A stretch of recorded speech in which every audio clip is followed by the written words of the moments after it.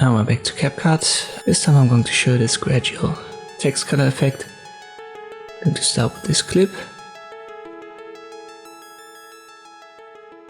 Then I add a default text element.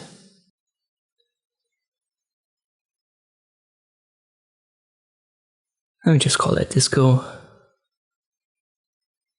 I use a different font here. It's a little bit thicker. It works on any font.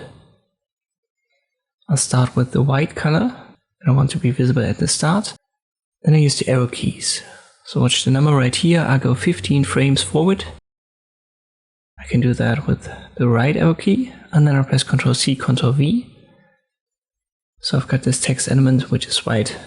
Copy, paste it. And I want a red color for this. Now right click on it, create a compound clip.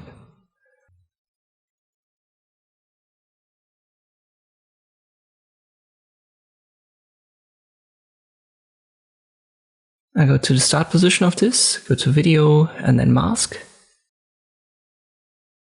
I use horizontal. I rotate it and I position it so that only the first letter is red. And then I can go 15 steps forward again using the right arrow key. And I press Ctrl C, Ctrl V again. So this should copy paste the compound clip. I go to video, mask, and then I make the second letter red. Again, 15 steps forward, Ctrl V to paste.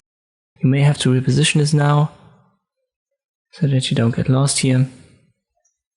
And let me directly resize these clips on the end position.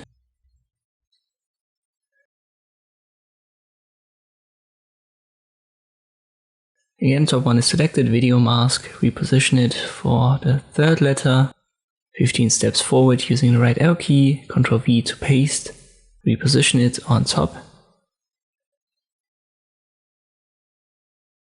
size it a bit down on the ends, go to its mask, reposition it for our fourth letter, and then we've got one more to go.